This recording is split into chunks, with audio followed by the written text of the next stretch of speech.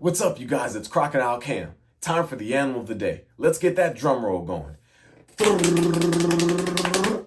The animal of the day is the lynx.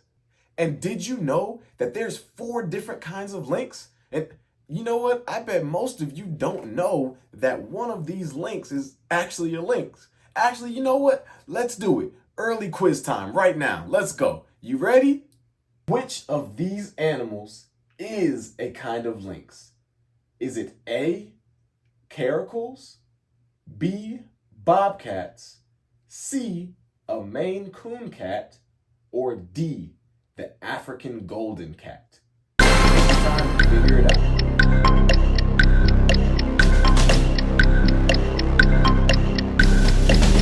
If you guessed B, bobcats, then you got it right. Bobcats, also known as red lynx, are one of the 4 species of lynx.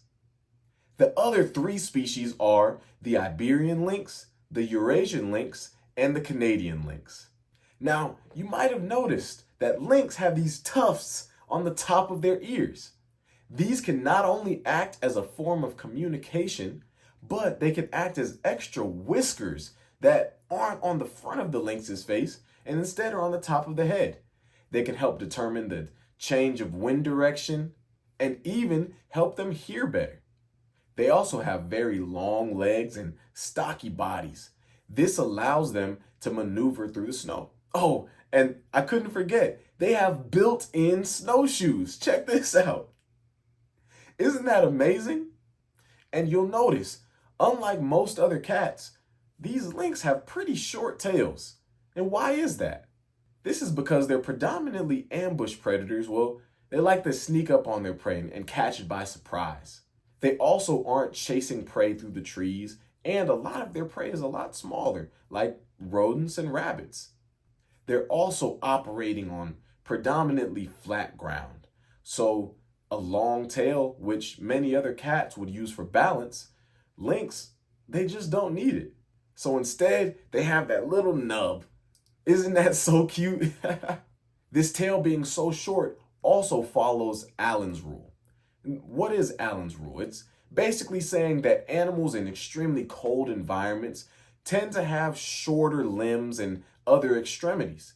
This allows for the body to have less surface area being exposed to the cold climates of wherever these animals are found. Oh, what's the sound? Quiz time again?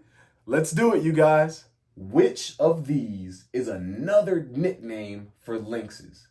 Is it A, the king's cat? Is it B, snow cats?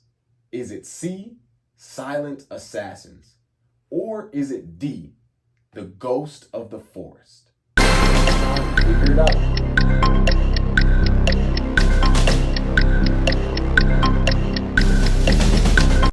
If you guessed D, the ghost of the forest, then you got it right. If you got both quiz questions right, go ahead and comment down below, or even if you got one of them. If not, better luck next time. I have faith in you. These animals have that nickname, the ghost of the forest, because they're already extremely elusive, and they're very solitary animals. So if you ever get the chance to actually see one in the wild, that's a blessing right there. Now, Eurasian lynxes and bobcats are both listed as least concern on the IUCN Red List.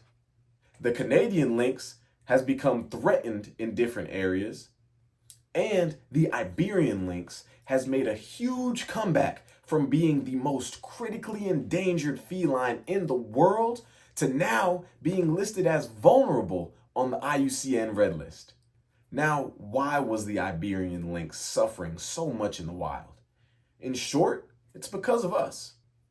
Habitat destruction, poaching for fur and the illegal pet trade, and a large portion of their prey getting diseases that nearly wiped them out were all huge contributing factors to these animals suffering so much in the wild. But thanks to us, they're making a comeback. And this is a great example for how we as humans who have the responsibility, the power, and the privilege to protect these animals can put that into action. Now, these animals are still being negatively impacted in the wild, And again, it's because of us. So what can we do to help? First is education. Teach yourselves and teach others about these animals. You can't care about something that you don't know about. Next, you can help volunteer to help build artificial rabbit burrows. If you can produce food in the wild for these animals, then they'll thrive, and we can let them go be the hunters that we know they are.